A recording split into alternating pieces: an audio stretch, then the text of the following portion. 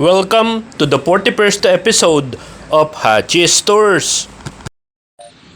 Today we are going to Valenzuela all the way from Nueva Ecija for about 110 kilometers, so 220 kilometers round trip to have our clutch lining replaced and the clutch spring plus the replacement also of our carburetor upgraded from 28mm to 32mm. And then shout out nga po pala kay Henyo Works. Thank you very much for the timely workout of my motorcycle. Nakauwi din po ako ng lunchtime. And then maraming salamat for a very warm accommodation. My dear friends, please don't forget to click like and subscribe and hit the notification bell so that you will always be updated every time I put up a new video. Before we start, I tried to see to it that I have the clutch lining TMX 155, the clutch spring TMX 155 also, the carburetor set with the manifold and the horn type open air cleaner, and engine oil, because you need to drain the oil before working out on the clutch lining so that it will be a new engine oil as you put back all the parts together. Finally, after 3 hours of driving, I made it on time at Henyo Works. Works started at 7:48 in the morning and the date is April 19. The first order of the day is to replace the carburetor, and this is how it looks. So we are going to remove the carburetor and also the air filter box. And now this is the initial positioning of the KSR 32mm carburetor. Then after the proper mixing of air and fuel, this is the final positioning and installation using the horn type air filter to maximize the power of the 32mm carburetor. And now the testing.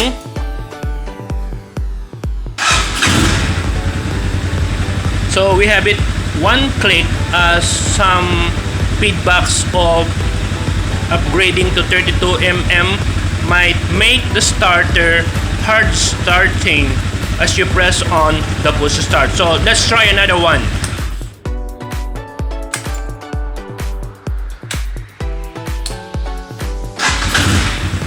So as you can see, it's only one click, as easy as that. And then we also adjust the RPM. Before it is only about close to about 1,800 revolution per minute. Now it's about 2,600 RPM.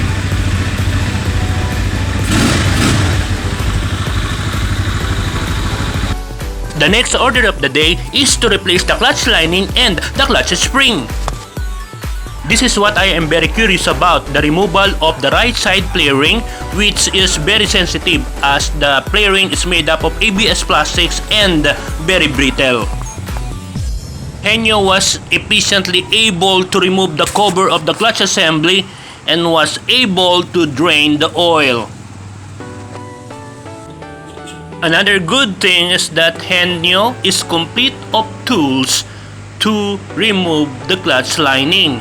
Very important that he has a castle wrench so that it will enable him to turn the nut with a wrench, unlike the Dusi mechanic that they are only going to use a hammer to remove those center nut, which is very risky.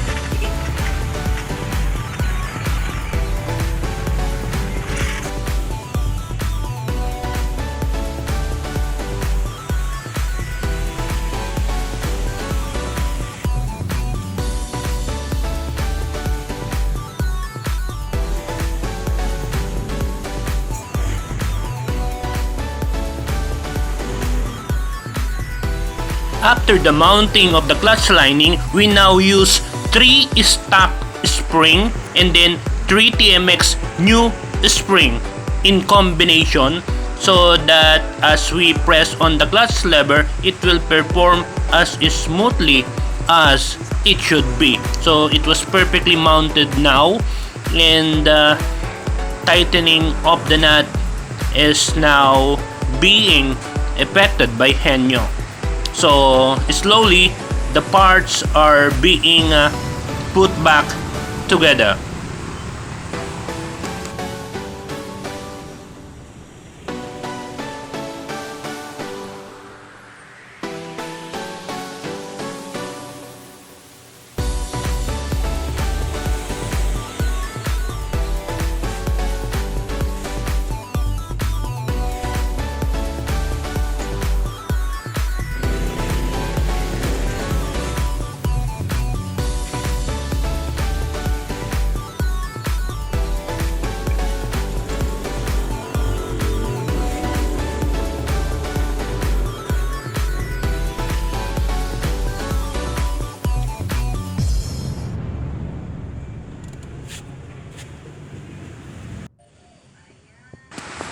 Then the manifold gasket,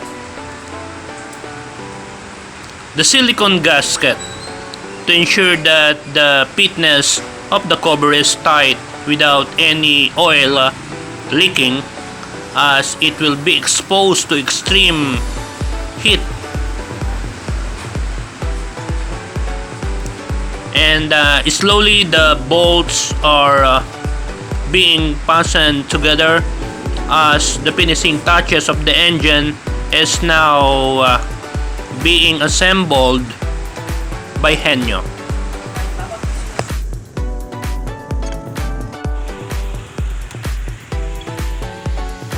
Putting back the right side flaring, and I'm very happy that nothing had happened to the flaring, unlike the Lucy mechanic that they were able to broke one clip of my flaring. When everything had been tested, I'm very happy that my motorcycle now is performing like a 1000cc engine. And then, to sum it up, so I brought a brand new 32mm carburetor worth 1,400, a Honda TMX clutch lining worth 600 plus additional one piece of 150, and a spring TMX 155 4 pieces 100 pesos, and 1 liter of Repsol 20 W50 engine oil at 230 pesos. The same thing that I was able to change my engine oil. On my next vlog, I'm going to share my performance review. So all in all, I was able to spend only around 2,480 pesos. And HenyoWorks is offering a pocket-friendly labor charge. So for your gamma needs, never hesitate to visit HenyoWorks Motor Shop located at Valenzuela City.